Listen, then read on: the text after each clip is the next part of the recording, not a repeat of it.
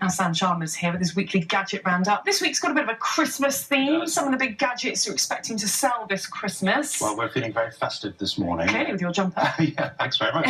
And I've got some tech suggestions here for gadget lovers in your life. The first one is a great gift for telly addicts. It makes your TV smarter without breaking the bank. It's called Google Chromecast. This is a little thumb-sized device that plugs into the back of the TV, will hook onto your Wi-Fi network and enable internet features like the iPlayer, YouTube and Netflix. Is it a necessary thing? I watch TV quite merrily without this. Well, you probably watch quite a lot of it on your laptop if you're streaming stuff on like the iPlayer or the London Live website, but with this you can actually stream stuff from your laptop wirelessly to your TV, so quite cool. However, it only works with a tablet or smartphone. It doesn't have like a traditional remote control. I suppose that saves you losing your remote down the back of the sofa, but it also works better with Android devices. There's an alternative called the Roku, which is £44, which works with more devices, a bit more stable, or you could spend big bucks and go for the Apple TV, which is £80. But, you know, you could get your friends into the 21st century and streaming TV, which is obviously the future. Now, obviously, tech people will already, if you're really into tech, you probably already have a sort of smart telly. Yeah. And so if you're buying people this Google Chromecast, it's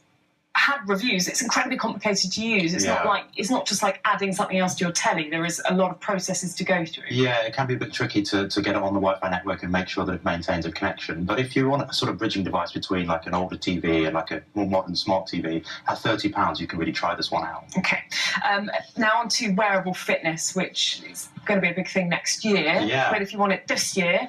Well, wearable tech has been in the news all year round, actually, but the releases that have come out so far have been quite kind of geeky, quite bulky devices, quite manly, but there are some new alternatives now that are for the more fashion conscious. This is one of them. It's called the Misfit Shine, and it's basically this small kind of like silver disc you can clip to your clothing, and it will track your how much you walk, run, swim, or cycle, so it's waterproof as well, which I know you'll like. You can also wear it with accessories like a leather wrist strap or a necklace or a pendant, so there's some quite cool ways of wearing it. It's £60 though, and there are other fitness trackers available. But I think this one looks pretty cool. Is it a case of kind of style over substance though?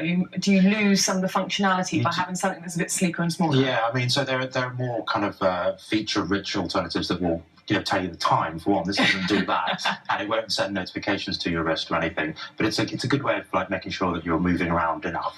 Okay. As I wiggle around in my chair to make sure I do that. This is, I'm questioning this being on your tech rundown. This is to do with Lego.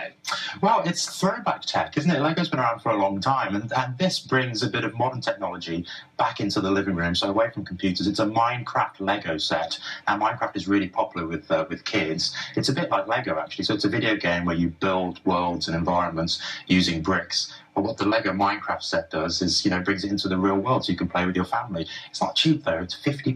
That's a lot for Lego. It is, and there's an alternative. You could just use your existing set, just like write Minecraft on the box, wrap it up for the kids. They don't know the difference. Clever. That is clever, and actually a fair point. Now, drones have been massive. They've been massive in the sort of world of shopping, but also makes headlines almost every other day. Well, I think we'll see more drones in 2015. If you want to be a bit of an early adopter or buy this for an early adopter, you'll need a bit of cash. It's £300. It's called the Parrot AR Drone 2. There are other drones available.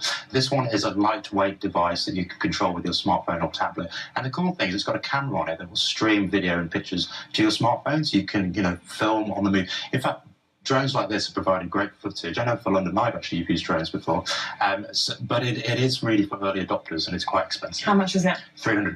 I mean, that is a lot of money. There's so many out in the market, more next year, but there are cheaper alternatives, something that you're inevitably going to crash into the ground. Exactly. If you want to start with something cheaper, there's one called the X4 Quadcopter for £40. Okay, that's slightly more doable. Yeah. And very quickly, just the brick phone. The brick phones. This is called the Binatone brick, and it's a really 80s-looking retro mobile phone that you can use as your only mobile phone. You can put a SIM card in there, or alternatively, you can connect with your existing smartphone over Bluetooth and just use it as a funny handset. I don't know if this is a great idea or ridiculous. I'm going to go with ridiculous. I'm sorry, Sam. It's huge, which is why mobile phones have got smaller, and most people already have a mobile phone, so why would you buy a second set? It's more phone than mobile, really, isn't it? It's the gadget for everyone who's got too many gadgets and you've got nothing left to buy them. So maybe for you. Yeah. Okay, Sam, thank you very much for coming in this morning.